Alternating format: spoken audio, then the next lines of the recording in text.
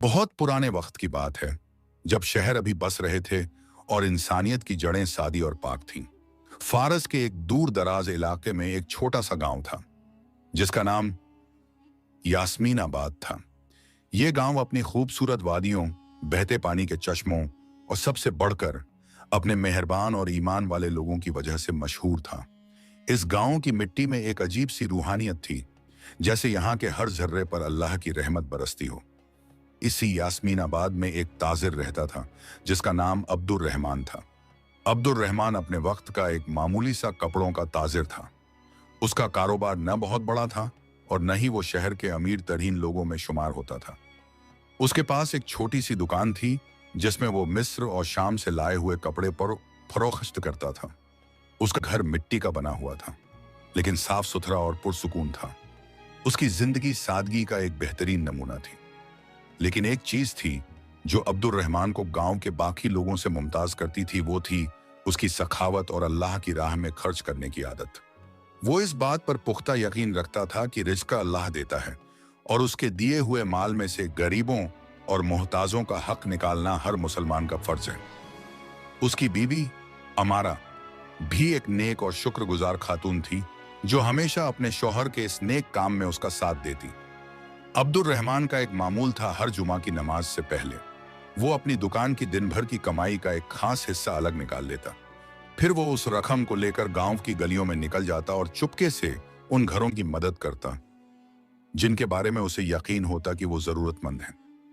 वो ये काम इतनी खामोशी और राजदारी से करता था कि अक्सर पड़ोसियों को भी खबर न होती।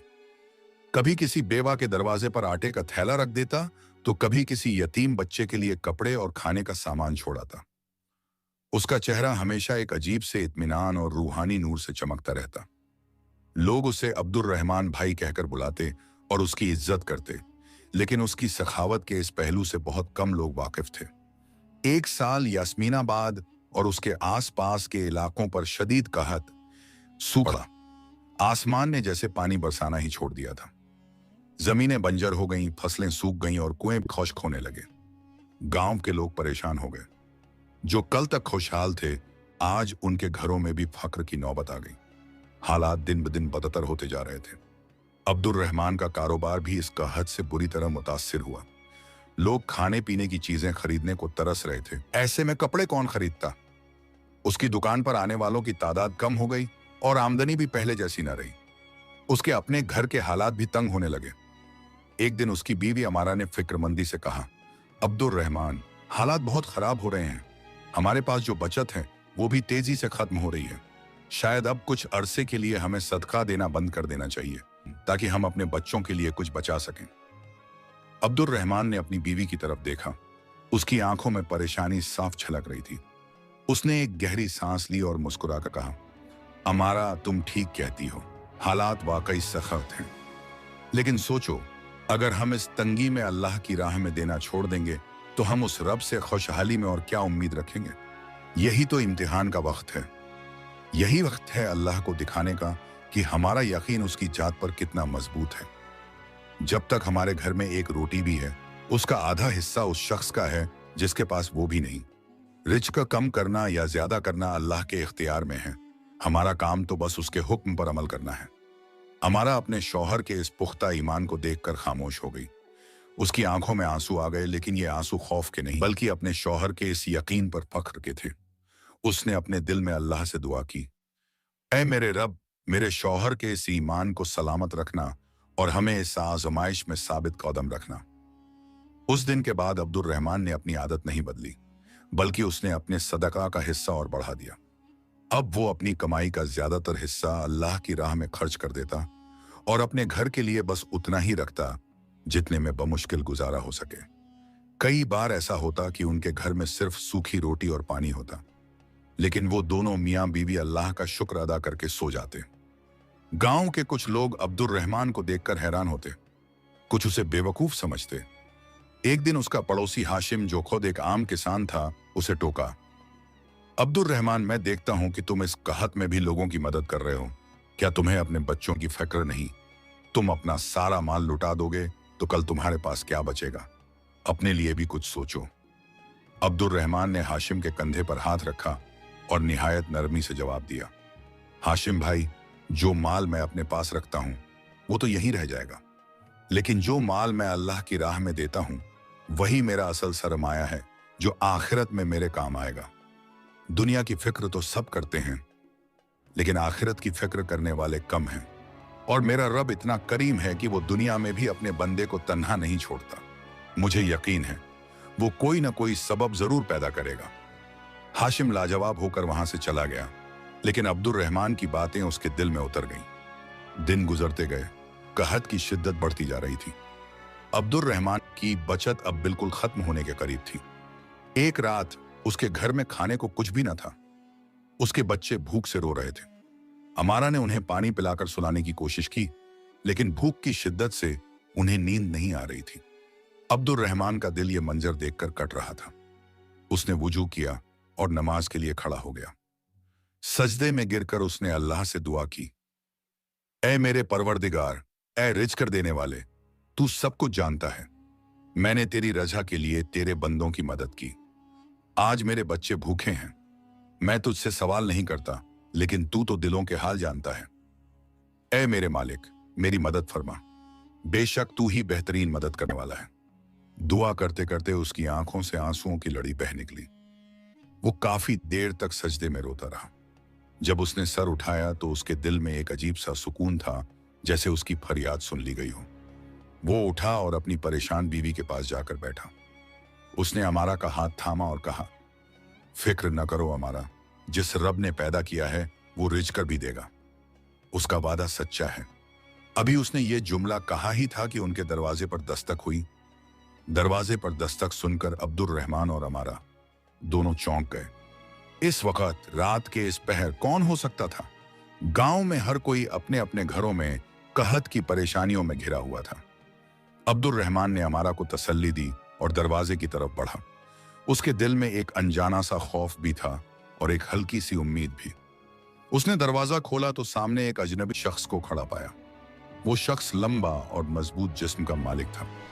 उसने सफर के कपड़े पहने हुए थे, जिन पर धूल की तह जमी हुई थी, लेकिन उसके चेहरे पर एक अजीब सी शरीफी और संजीदगी थी। उसके साथ दो और आदमी थे, जिनके हाथों में मशालें थीं, जिनकी रोशनी में उनके पीछे खड़े दो ऊंट नजर आ रहे थे, जिन पर सामान लदा हुआ था। अजनबी ने अब्दुल रहमान को गौर से देखा और निहायत अदब से पूछा, क्या मैं जनाब अब्दुल रहमान से मुखातिब हूं, जो कपड़े के ताजिर हैं? अब्दुल रहमान ने हैरानी से जवाब दिया, जी, मैं ही अब्दुल रहमान हूं। फरमाइए, मैं आपकी क्या खिदमत कर सकता हूं? उसका दिल तेजी से धड़क रहा था। आखिर ये कौन लोग थे जो उसे इस तरह ढूंढते हुए उसके घर तक आ पहुंचे थे? अजनबी मुस्कुराया और बोला, मेरा नाम खालिद है, मैं शहर बगदाद से आया हूं। हमारे ताजिरों के सरदार जनाब इब्राहिम अल बगदादी ने मुझे आपके पास एक खास पैगाम और कुछ अमानत देकर भेजा है। बगदाद का नाम सुनकर अब्दुल रहमान की हैरानी और बढ़ गई। उसका बगदाद के किसी ताजिर से कोई लेना देना नहीं था। उसने कभी उनसे कारोबार नहीं किया था। उसने उलझन में पूछा, इब्राहिम अल बगदादी? मैं उन्हें नहीं जानता, शायद आपको कोई गलतफहमी हुई है। खालिद ने अपने आदमियों को इशारा किया। वो दोनों ऊंटों को करीब ले आए। खालिद ने कहा, जनाब, कोई गलतफहमी नहीं हुई, मैं आप ही के पास आया हूं। दरअसल कुछ हफ्ते पहले हमारे सरदार इब्राहिम अल बगदादी ने एक ख्वाब देखा। उन्होंने देखा कि फारस के एक गांव यास्मीनाबाद में एक अल्लाह का नेक बंदा है, अब्दुल रहमान, जो कहत के इस मुश्किल वक्त में भी चुपके चुपके अल्लाह की राह में खर्च कर रहा है, जबकि उसके अपने घर में तंगी है। ख्वाब में उन्हें बताया गया कि इस शख्स की सखावत अल्लाह ताला को इतनी पसंद आई है कि उसके लिए आसमान से रहमत के दरवाजे खोल दिए गए हैं। हमारे सरदार ने इस ख्वाब को अल्लाह का इशारा समझा और मुझे फौरन यहाँ रवाना किया। खालिद ने आगे बढ़कर एक थैली अब्दुल रहमान के हाथ में दी। इस थैली में 1000 अशरफियां सोने के सिक्के हैं। ये जनाब इब्राहिम ने आपके लिए हदिये के तौर पर भेजी हैं। और ये जो 2 ऊंट सामान से लदे हैं, इन पर गेहूं, खजूरें और जरूरत का दूसरा सामान है। उन्होंने कहा है कि इसमें से आप अपनी जरूरत के मुताबिक रखें और बाकी गांव के जरूरतमंद लोगों में तकसीम कर दें। अब्दुल रहमान के हाथ में सोने के सिक्कों से भरी थैली कांप रही थी। उसकी आंखों से बेख्तियार आंसू बहने लगे। ये वो आंसू थे जो शुक्र और यकीन से लबरेज थे। उसने आसमान की तरफ देखा, और दिल ही दिल में अपने रब का शुक्र अदा किया। उसने कुछ देर पहले ही तो सजदे में गिरकर दुआ की थी और उसकी दुआ इस शान से कबूल हुई थी कि उसने कभी सोचा भी न था। उसकी बीवी अमारा, जो दरवाजे के पास खड़ी सब कुछ सुन रही थी, वहीं शुक्र के सजदे में गिर पड़ी। अब्दुल रहमान ने खालिद और उसके साथियों का शुक्रिया अदा किया और उन्हें अंदर आने की दरख्वास्त की। उसने कहा, आप लोगों ने लंबा सफर तय किया है, आप हमारे मेहमान हैं। लेकिन खालिद ने माजरत करते हुए कहा, हमें वापसी की भी जल्दी है। हमारे सरदार ने ताकीद की थी कि अमानत पहुंचाकर फौरन लौट आना। बस हमारी इतनी ही खिदमत थी। अल्लाह आपको इसकी बेहतरीन जजा दे। ये कहकर खालिद और उसके साथी वहां से रुखसत हो गए और अब्दुल रहमान को हैरानी, खुशी और ईमान की एक नई रोशनी में छोड़ गए। अब्दुल रहमान सामान से लदे ऊंटों और सोने की अशरफियों को देखता रहा। उसे अपनी आंखों पर यकीन नहीं आ रहा था। यह सब एक ख्वाब जैसा लग रहा था। अमारा ने आंसू पोंछते हुए कहा, अब्दुल रहमान, बेशक अल्लाह अपना वादा पूरा करता है। आपने सही कहा था, वो अपने बंदों को कभी तन्हा नहीं छोड़ता। उस रात अब्दुल रहमान के बच्चों ने अरसे बाद पेट भरकर खाना खाया, लेकिन अब्दुल रहमान ने उस रात सिर्फ खजूर और पानी पर ही गुजारा किया। उसने अपनी बीवी से कहा, अमारा, ये माल मेरा नहीं, अल्लाह की अमानत है। इस पर सबसे पहला हक उन लोगों का है जो इस वक्त हमसे ज्यादा भूखे हैं। कल सुबह होते ही हम इस सामान को गांव वालों में बांट देंगे। अगली सुबह फजर की नमाज के बाद अब्दुल रहमान ने गांव में ऐलान करवाया, जिसके घर में भी खाने को कुछ नहीं है, वो मेरे घर से आकर अनाज ले जाए। यह सुनना था कि गांव में एक खुशी की लहर दौड़ गई। लोग हैरान थे कि अब्दुल रहमान, जिसके खुद के हालात इतने तंग थे, अचानक इतना सारा अनाज कहां से ले आया। उसका पड़ोसी हाशिम भी दौड़ा हुआ आया। जब उसने अब्दुल रहमान के घर के बाहर अनाज के ढेर और लोगों की भीड़ देखी तो वो दंग रह गया। उसने अब्दुल रहमान से पूछा, अब्दुल रहमान, ये सब क्या है? कल तक तो तुम्हारे घर में फक्र था, आज ये दौलत कहां से आ गई? अब्दुल रहमान ने मुस्कुराकर वही जवाब दिया जो उसने पहले दिया था। हाशिम भाई, मैंने तुमसे कहा था ना कि मेरा रब कोई ना कोई सबब जरूर पैदा करेगा। ये सब उसी का करम है। मैंने तो सिर्फ उसकी राह में थोड़ा सा दिया था। उसने मुझे इतना लौटा दिया कि अब मैं पूरे गांव को बांट सकता हूं। हाशिम की आंखों में शर्मिंदगी और हैरत के मिले जुले तासुरात थे। उसे अब्दुल रहमान की कही हुई बात याद आ गई, जो माल मैं अपने पास रखता हूं वो तो यहीं रह जाएगा, लेकिन जो माल मैं अल्लाह की राह में देता हूं वही मेरा असल सरमाया है। आज उसने इस बात का अमली नमूना अपनी आंखों से देख लिया था। अब्दुल रहमान ने पूरा दिन गांव के हर जरूरतमंद घर तक अनाज और खजूरें पहुंचाई। उसने अपने लिए सिर्फ उतना ही रखा जितना एक आम गांव वाले के हिस्से में आया था। उसने सोने की अशरफियों को भी अल्लाह की अमानत समझा। उन सिक्कों से उसने गांव के कर्ज में डूबे लोगों के कर्ज अदा किए, बेवाओं के लिए माहाना वजीफे मुकर्रर किए और गांव का जो कुआं सूख गया था उसे और गहरा खुदवाने का काम शुरू करवा दिया ताकि पानी की कमी दूर हो सके। देखते ही देखते अब्दुल रहमान की बरकत से पूरे यास्मीनाबाद की किस्मत बदलने लगी। जिस गांव में कल तक मायूसी और भूख का अंधेरा था, आज वहां उम्मीद और शुक्र की रोशनी फैल चुकी थी। लोग अब अब्दुल रहमान को सिर्फ एक ताजिर नहीं बल्कि अल्लाह का भेजा हुआ एक फरिश्ता समझने लगे थे। लेकिन अब्दुल रहमान के अंदर जरा भी तकब्बुर, एक घमंड ना आया। वो पहले की तरह ही सादा और आजिज था और हर काम के बाद अल्लाह का शुक्र अदा करता।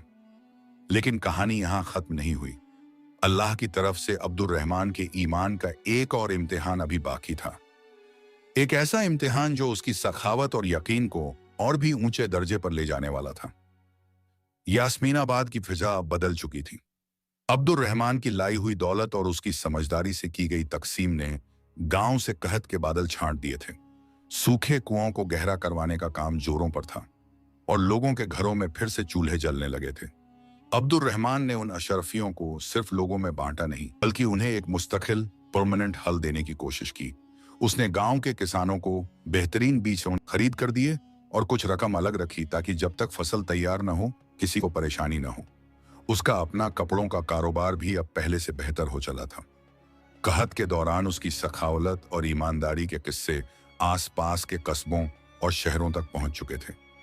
लोग अब खास तौर पर उससे कपड़ा खरीदने आते, इस यकीन के साथ कि वह एक नेक और ईमानदार ताजिर है। उसकी दुकान में बरकत का यह आलम था कि थोड़े से माल में भी उसे इतना नफा होता जो पहले कभी नहीं हुआ था। अल्लाह ने उसके माल में ऐसी बरकत डाल दी थी कि वह जितना खर्च करता, माल उससे कई गुना बढ़ जाता। लेकिन इंसानी फितरत अजीब है। जहां नेकी और भलाई होती है, वहां हसद, जेलसी और बगास भी सर उठाने लगते हैं। गांव में एक और ताजिर था जिसका नाम कासिम था। कासिम एक बड़ा सौदागर था और कहत से पहले गांव के सबसे अमीर आदमियों में शुमार होता था। वह हमेशा से अब्दुल रहमान को अपने से कमतर समझता था। जब कहत आया तो कासिम ने अपना सारा माल और अनाज गोदामों में बंद कर लिया था, इस इंतजार में कि जब चीजें और महंगी होंगी तब वह उन्हें बेचकर कई गुना मुनाफा कमाएगा। उसने किसी एक जरूरतमंद की भी मदद नहीं की थी। अब जब उसने देखा कि अब्दुल रहमान, जिसे वह एक मामूली ताजिर समझता था, पूरे गांव का हीरो बन गया है और लोग उसकी इज्जत करते हैं, तो उसके सीने पर सांप लौटने लगे। उसका दिल हसद की आग में जलने लगा। उसे यह बर्दाश्त नहीं हो रहा था कि अब्दुल रहमान की शोहरत उससे ज्यादा गई है। वह हर वक्त इस सोच में रहता कि किस तरह अब्दुल रहमान को लोगों की नजरों में गिराया जाए। एक दिन कासिम ने एक गहरी साजिश रची। उस वक्त मुल्क का हाकिम एक सख्त मिजाज लेकिन इंसाफ पसंद बादशाह था, जो अपनी रियासत में किसी भी तरह की गड़बड़ी या बगावत को बर्दाश्त नहीं करता था। बादशाह तक आम लोगों की रसाई पहुंच मुश्किल थी और उसके वजीर और सलाहकार अक्सर उस तक गलत खबरें पहुंचाकर अपने फायदे हासिल करते थे। कासिम ने शहर जाकर बादशाह के एक दरबारी, जो रिश्वतखोर और लालची था, से मुलाकात की। उसने उसे बहुत सारी दौलत दी और उसके कान भरे। उसने अब्दुल रहमान की शोहरत को एक अलग ही रंग देकर पेश किया। उसने दरबारी से कहा, जनाब, फारस के हमारे इलाके यास्मीनाबाद में एक शख्स है अब्दुल रहमान। वह अचानक बहुत अमीर हो गया है। उसके पास बगदाद से सोने की अशरफियां और सामान आया है। वह इस दौलत से गांव के लोगों को खरीद रहा है। वह उन्हें अनाज और पैसा देकर अपनी तरफ कर रहा है और लोगों में उसकी मकबूलियत बढ़ती जा रही है। मुझे डर है कि वह लोगों को जमा करके बादशाह के खिलाफ बगावत करने की तैयारी कर रहा है। उसका बगदाद से आने वाला पैसा इस बात का सबूत है कि उसे दुश्मन मुल्क से मदद मिल रही है। रिश्वतखोर दरबारी ने जब इतनी बड़ी खबर सुनी, जिसमें बगावत और दुश्मन मुल्क का जिक्र था, तो उसकी आंखों में चमक आ गई। उसे बादशाह को खुश करने और अपना कद बढ़ाने का एक मौका मिल गया। उसने कासिम को तसल्ली दी और फौरन यह खबर नमक मिर्च लगाकर बादशाह के सामने पेश कर दी। बादशाह, जो पहले ही अपनी सल्तनत की साजिशों से परेशान रहता था, यह सुनकर आग बबूला हो गया। एक मामूली कपड़ों के ताजिर की इतनी हिम्मत कि वह उसके खिलाफ साजिश कर रहा है। उसने फौरन अपने सिपाहियों के एक दस्ते को हुक्म दिया, फौरन यास्मीनाबाद जाओ और इस अब्दुल रहमान नाम के शख्स को जंजीरों में जकड़कर हमारे सामने पेश करो। उसका सारा मालो आसब अब्त कर लो और उसके घर को तालों से बंद कर दो। हम उस गद्दार को ऐसी सजा देंगे जो आने वाली नस्लों के लिए इबारत बन जाए। सिपाहियों का दस्ते तेजी से यास्मीनाबाद की तरफ रवाना हो गया। इधर यास्मीनाबाद में अब्दुल रहमान इन सब साजिशों से बेखबर अपनी जिंदगी में मगन था। उस दिन वह अपनी दुकान पर बैठा था कि अचानक बाहर शोर बरपा हुआ। उसने बाहर झांका तो देखा कि बादशाह के सिपाही पूरे गांव में फैल गए हैं। उनके चेहरों पर गुस्सा और सख्ती थी। सिपाहियों का सरदार सीधे उसकी दुकान में घुस आया। क्या तुम्हारा नाम अब्दुल रहमान है? सरदार ने गरजदार आवाज में पूछा। अब्दुल रहमान ने खड़े होकर अदब से जवाब दिया, जी मैं ही हूं, क्या बात है? तुम्हें बादशाह सलामत ने याद फरमाया है, सरदार ने तंजिया लहजे में कहा। तुम पर मुल्क से गद्दारी और बगावत की साजिश का इल्जाम है। हम हुक्म है कि तुम्हें गिरफ्तार कर लिया जाए। यह सुनना था कि अब्दुल रहमान के पैर नीचे से जमीन निकल गई। गद्दारी, बगावत, ये कैसे इल्जाम थे? उसने तो कभी ख्वाब में भी ऐसा नहीं सोचा था। उसने कहा, जनाब आपको जरूर कोई गलतफहमी हुई है। मैं एक मामूली ताजिर हूं, मेरा ऐसी बातों से क्या लेना देना। लेकिन सिपाहियों ने उसकी एक न सुनी। उन्होंने उसे सख्ती से पकड़ा, उसके हाथों में लोहे की भारी जंजीरें डाल दी और उसे दुकान से बाहर खींच लिया। उसकी दुकान को सील कर दिया गया। गांव के लोग जो अब तक जमा हो चुके थे, यह मंजर देखकर संक गए। उनका हीरो, उनका मददगार आज एक मुजरिम की तरह जंजीरों में जकड़ा हुआ था। कुछ लोग रो पड़े, लेकिन बादशाह के सिपाहियों के खौफ से किसी की हिम्मत न हुई कि आगे बढ़कर कुछ कहें। सिपाही उसे खींचते हुए घर की तरफ ले गए। वहां उसकी बीवी अमारा और बच्चे पहले ही सिपाहियों को देखकर सहमे हुए थे। जब अमारा ने अपने शौहर को इस हालात में देखा तो वह चीख मारकर बेहोश होने लगी। सिपाहियों ने घर की औरतों और बच्चों को बाहर निकाल दिया और घर को भी तालों से बंद कर दिया। अब्दुल रहमान का सारा माल, उसकी दुकान, उसका घर, सब कुछ एक पल में उससे छीन गया। जंजीरों में जकड़ा हुआ अब्दुल रहमान बस आसमान की तरफ देख रहा था। उसके चेहरे पर ना गुस्सा था, न शिकवा, बस एक गहरी सोच थी। उसके कानों में उसके पड़ोसी हाशिम के अल्फाज गूंज रहे थे, कल तुम्हारे पास क्या बचेगा। आज वाकई उसके पास कुछ नहीं बचा था, सिवाय उस ईमान के जो उसके सीने में अब भी रोशन था। सिपाही उसे घसीटते हुए घोड़े की तरफ ले जा रहे थे। गांव वाले अफसोस और बेबसी से उसे देखते रहे। कासिम भी भीड़ में खड़ा था और उसके चेहरे पर एक जालिम मुस्कुराहट थी। उसे लग रहा था कि उसने अपना बदला ले लिया है। अब्दुल रहमान को घोड़े पर बांधा गया और सिपाहियों का दस्ता उसे लेकर शहर की तरफ, बादशाह के दरबार की तरफ चल पड़ा। उसके सामने एक नया और शायद सबसे सख्त इम्तिहान था। एक तरफ बादशाह का गजब, गद्दारी का इल्जाम और मौत की सजा का खौफ था, और दूसरी तरफ उसका वो यकीन था कि उसका रब उसे कभी रुस्वा नहीं करेगा। यह सफर उसकी जिंदगी का सबसे लंबा और मुश्किल सफर होने वाला था। जंजीरों में जकड़ा हुआ अब्दुल रहमान बादशाह के सिपाहियों के साथ यास्मीनाबाद से निकल चुका था। उसका गांव, उसका घर, उसकी इज्जत, सब कुछ पीछे छूट गया था। सफर लंबा और थका देने वाला था। दिन की तापिश और रात की सर्दी उसके जिस्म को तोड़ रही थी, लेकिन उसके दिल में एक अजीब सा सुकून था। वह मुसलसल अपने दिल में अल्लाह का जिक्र कर रहा था। उसे इस बात का यकीन था कि अगर यह आजमाइश अल्लाह की तरफ से है तो वही इससे निकलने का रास्ता भी बनाएगा। 2 दिन के मुसलसल सफर के बाद काफिला बादशाह के शहर दरुल सल्तनत पहुंचा। ये एक अजीम और शान शहर था, जहां ऊंची इमारतें, चौड़ी सड़कें और हर तरफ चहल पहल थी। लेकिन अब्दुल रहमान के लिए यह सब बेमानी था। उसे एक मुजरिम की तरह शहर की गलियों से गुजारा गया। लोग उसे हैरत और नफरत की निगाहों से देखते, जैसे वह कोई बहुत बड़ा गद्दार हो। उसे शहर के सबसे बड़े कैद खाने, जेल की एक तंग तारे कोठरी में बंद कर दिया गया। ये एक ऐसी जगह थी जहां सूरज की रोशनी भी मुश्किल पहुंचती थी। जमीन ठंडी और नम थी और हवा में एक अजीब सी बदबू थी। कोठरी में उसके अलावा कुछ और कैदी भी थे, जिनके चेहरे मायूसी और बेबसी की दास्तान सुना रहे थे। अब्दुल रहमान ने कोठरी के एक कोने में जगह बनाई और बैठ गया। उसने अपने हालात पर गौर करना शुरू किया। एक पल के लिए उसके दिल में इंसानी फितरत के मुताबिक यह ख्याल आया, ऐ अल्लाह, मैंने तेरी राह में अपना सब कुछ कुर्बान किया और सिला यह मिला कि आज मैं एक गद्दार करार देकर इस जिंदाओं में पड़ा हूं। आखिर मेरा कसूर क्या था? लेकिन फौरन ही उसने इस ख्याल को अपने दिल से झटक दिया। उसने इस्तगफार पढ़ा और सोचा, नहीं, मेरा रब कभी जुल्म नहीं करता। जरूर इसमें भी कोई हिकमत पोशीदा है। शायद मेरा ईमान अभी इतना कामिल नहीं हुआ कि मैं हर हाल में शुक्र कर सकूं। ये वक्त शिकवे का नहीं, सब्र का है। ये सोचकर उसके दिल को करार आ गया। उसने देखा कि उसके साथ वाले कैदी उसे अजीब नजरों से देख रहे हैं। उनमें से एक बूढ़े कैदी ने, जिसकी दाढ़ी सफेद हो चुकी थी, नए आए हो? कौन सा गुनाह करके यहां पहुंचे हो? अब्दुल रहमान ने नरमी से जवाब दिया, बाबा, मैंने कोई गुनाह नहीं किया। मुझ पर बगावत का झूठा इल्जाम लगाया गया है। बूढ़ा कैदी तखली से हंसा। यहाँ हर कोई यही कहता है कि वह बेगुनाह है, लेकिन इस अंधेर कोठरी में आने के बाद गुनाह और बेगुनाही के मायने बदल जाते हैं। यहाँ सिर्फ इंतजार है और इंतजार के बाद मौत। अब्दुल रहमान ने उस बूढ़े कैदी की आंखों में झांका, जिनमें उम्मीद की कोई किरण बाकी नहीं थी। उसने फैसला किया कि वह यहाँ मायूसी फैलाने के बजाय उम्मीद की शमा जलाएगा। उसने उन कैदियों से बातें करना शुरू की। वह उन्हें अल्लाह की रहमत के किस्से सुनाता, पैगंबरों के सब्र के वाक़े बताता और उन्हें समझाता कि दुनिया की यह कैद आरज़ी टेम्पररी है और असल आज़ादी रूह की आज़ादी है। कैद खाने का दरोगा, जेलर, जिसका नाम फिरोज था, एक संगदिल और सख्त आदमी था। उसे कैदियों पर जुल्म करने में मजा आता था। जब उसने देखा कि एक नया कैदी दूसरे कैदियों को बहकाने की कोशिश कर रहा है तो उसे बहुत गुस्सा आया। उसने अब्दुल रहमान को अपने पास बुलवाया। सुना है तुम यहाँ पीरो मुर्शिद बनने की कोशिश कर रहे हो? फिरोज ने गुस्से से कहा, यह कैद खाना है, कोई खानकाह नहीं। अपनी ये तकरीरें बंद कर दो, वरना मैं तुम्हारी जुबान खींच लूंगा।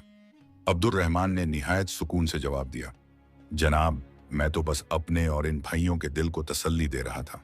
मायूसी गुनाह है और मैं नहीं चाहता कि हम सब इस गुनाह में मुखबिला हों। फिरोज उसके इस बेखौफ अंदाज और पुरसुकून चेहरे को देखकर हैरान हुआ। उसने आज तक जितने कैदी देखे थे, उनके चेहरों पर खौफ और दहशत होती थी, लेकिन यह शख्स बिल्कुल अलग था। फिरोज ने उसे धमकाकर वापस कोठरी में भेज दिया, लेकिन अब्दुल रहमान का चेहरा उसके दिमाग में घूमता रहा। दिन गुजरते गए। अब्दुल रहमान का मामूल बन गया था।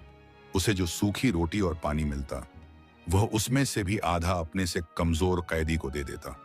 वह रात का ज्यादातर हिस्सा इबादत में गुजारता। उसकी नेक सोहबत का असर यह हुआ कि कैद खाने की फजा बदलने लगी। जो कैदी कल तक एक दूसरे से लड़ते झगड़ते थे, अब एक दूसरे का ख्याल रखने लगे। जिनके चेहरों पर सिर्फ मायूसी थी, अब वहां एक हल्की सी उम्मीद नजर आने लगी। ये तब्दीली दरोगा फिरोज से छिपी न रही। वह चुपके चुपके अब्दुल रहमान को देखता। उसे समझ नहीं आ रहा था कि इस शख्स में ऐसी क्या ताकत है जो पत्थर दिल इंसानों को भी मोम कर रही है। एक रात फिरोज के जवान बेटे की तबीयत अचानक बहुत खराब हो गई। शहर के सारे हकीम जवाब दे गए। फिरोज अपने बेटे की हालात देखकर टूट गया। वह परेशानी के आलम में कैद खाने में इधर उधर टहल रहा था। उस वक्त अब्दुल रहमान अपनी कोठरी में नमाज पढ़कर दुआ के लिए हाथ उठाए हुए था। उसके चेहरे पर इतना नूर और इत्मीनान था कि फिरोज के कदम वहीं रुक गए। बेइख्तियार फिरोज उसकी कोठरी के पास गया। जब अब्दुल रहमान ने दुआ खत्म की तो फिरोज ने रोते हुए कहा, अब्दुल रहमान, तुम जिस रब की इबादत करते हो, क्या वह मेरी मदद कर सकता है? मेरा बेटा मर रहा है। अब्दुल रहमान ने उसकी तरफ देखा। उसके दिल में फिरोज के लिए नफरत या गुस्सा नहीं था, हमदर्दी थी। उसने कहा, फिरोज, मेरा रब सिर्फ मेरा नहीं, वह तो सारे जहानों का रब है। वह तुम्हारी भी सुनता है और मेरी भी। अगर तुम सच्चे दिल से उससे मांगो तो वह जरूर तुम्हारी मदद करेगा। फिरोज ने कहा, मैंने बहुत दुआ की लेकिन कुछ नहीं हुआ। तुम अल्लाह के नेक बंदे लगते हो। खुदा के लिए तुम मेरे बेटे के लिए दुआ करो। अगर वह ठीक हो गया तो मैं जिंदगी भर तुम्हारा गुलाम रहूंगा। अब्दुल रहमान ने कहा, गुलामी सिर्फ अल्लाह की करनी चाहिए। मैं तुम्हारे बेटे के लिए जरूर दुआ करूंगा, लेकिन एक वादा करो, अगर अल्लाह ने उसे शिफा दी तो तुम इन बेगुनाह कैदियों पर जुल्म करना छोड़ दोगे और उनके साथ नरमी का बर्ताव करोगे। फिरोज ने फौरन वादा कर लिया। अब्दुल रहमान ने उसी वक्त वहां खड़े होकर अल्लाह के हजूर हाथ उठा दिए और फिरोज के बेटे की सेहत के लिए दिल से दुआ की। उसकी आंखों से आंसू झाड़ी थे। दुआ मांगकर उसने फिरोज से कहा, जाओ और अपने रब की रहमत से मायूस न होना। फिरोज भागा हुआ अपने घर गया। जब वह घर पहुंचा तो एक मोजिज़ा उसका इंतजार कर रहा था। उसका बेटा, जो कुछ देर पहले तक बेहोश पड़ा था, अब बिस्तर पर उठकर बैठ गया था। उसका बुखार उतर चुका था और वह अपनी मां से पानी मांग रहा था। यह मंजर देखकर फिरोज की आंखें फटी की फटी रह गईं। वह वहीं जमीन पर गिरा और सजदे में जाकर उस रब का शुक्र अदा करने लगा जिसे वह कभी मानता ही नहीं था। यह वाकया अब्दुल रहमान की जिंदगी में एक नया मोड़ लाने वाला था। उसका ईमान और सखावत अब कैद खाने की दीवारों से निकलकर बादशाह के महल की तरफ सफर करने वाला था, लेकिन एक ऐसे अंदाज में जिसकी किसी को तवक्को उम्मीद नहीं थी। दरोगा फिरोज पर इस वाकये का इतना गहरा असर हुआ कि उसकी पूरी जिंदगी बदल गई। अगली सुबह जब वह कैद खाने आया, एक नया इंसान था। उसके चेहरे से सख्ती और जुल्म के बजाय नरमी और शरीफत झलक रही थी।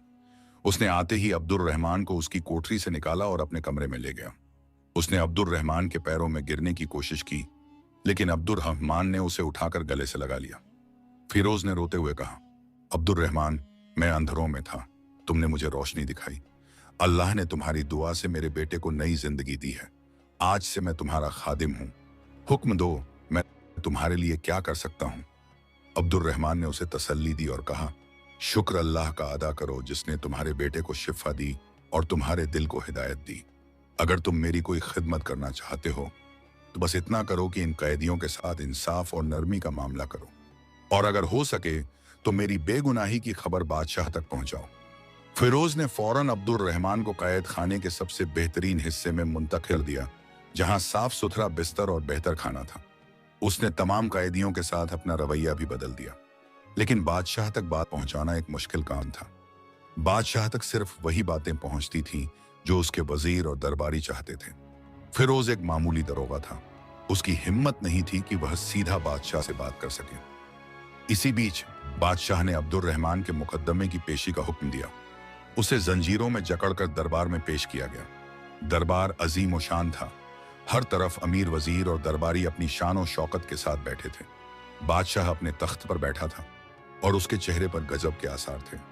अब्दुल रहमान के खिलाफ साजिश करने वाला ताजिर, कासिम और रिश्वतखोर दरबारी भी वहां मौजूद थे। बादशाह ने गरजदार आवाज में पूछा, तो ये है वह गद्दार अब्दुल रहमान जिसने हमारी सल्तनत के खिलाफ साजिश की? अब्दुल रहमान ने निहायत इत्मीनान और बहादुरी से जवाब दिया, बादशाह सलामत, मैं गद्दार नहीं, एक मामूली ताजिर और अल्लाह का एक अदना सा बंदा हूं। मुझ पर लगाए गए सारे इल्जाम झूठे और बेबुनियाद हैं। रिश्वतखोर दरबारी फौरन बोला, आलम पनाह, यह झूठ बोल रहा है। इसके पास बगदाद से दौलत आई है। इसने पूरे गांव को अपनी तरफ कर लिया है। हमारे पास इसके खिलाफ गवाह भी हैं। उसने कासिम की तरफ इशारा किया।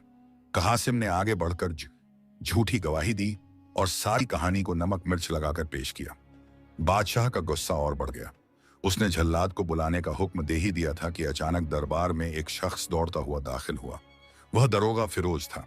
दरबार के मुहाफिजों ने उसे रोकने की कोशिश की, लेकिन वह उन्हें धक्का देता हुआ सीधा बादशाह के तख्त के सामने पहुंच गया और सजदे में गिर गया। आलम पनाह, गौर फरमाइए, इस शख्स पर जुल्म हो रहा है, यह बेगुनाह है। फिरोज चीख कर बोला। दरबार में सन्नाटा छा गया। एक मामूली दरोगा की यह जुर्मत कि वह बादशाह के फैसले को रोके।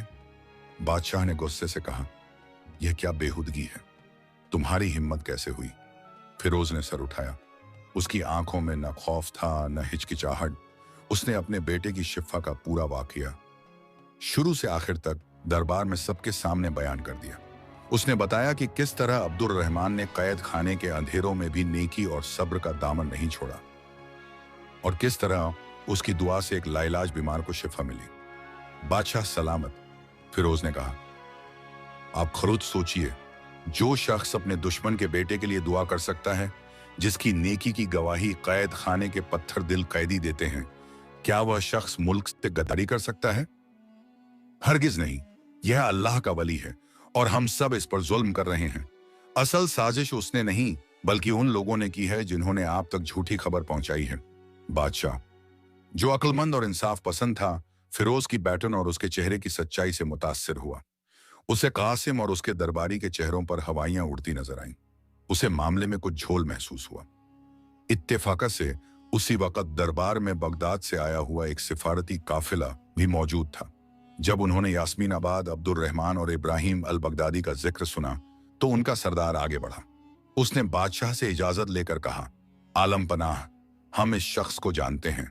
हमारे शहर के अमीर उल ताजिर जनाब इब्राहिम अल बगदादी ने इस नेक आदम के लिए हदिया भेजा था, क्योंकि अल्लाह ने उन्हें ख्वाब में उसकी सखावत के बारे में बताया था। इसका किसी दुश्मन मुल्क या साजिश से कोई ताल्लुक नहीं। यह तो सिरे सरा एक नेक और परहेजगार इंसान है। अब पूरी तस्वीर शीशे की तरह साफ हो चुकी थी। बादशाह को अपनी गलती का एहसास हुआ। उसका चेहरा शर्मिंदगी और गुस्से से लाल हो गया। उसने फौरन हुक्म दिया, अब्दुल रहमान की जंजीरें खोल दी जाएं और उसे इज्जत के साथ हमारे पास लाया जाए। फिर उसने कासिम और रिश्वतखोर दरबार की तरफ इशारा किया, इन दोनों झूठे और फसादी लोगों को गिरफ्तार कर लो। इन्हें उसी जिंदाओं में डाल दो जहां इस बेगुनाह को रखा गया था। इनकी सारी जब्त करके अब्दुल रहमान के हवाले कर दी जाए। बादशाह तख्त से उठा, खुद अब्दुल रहमान के पास आया और उससे माफी मांगी।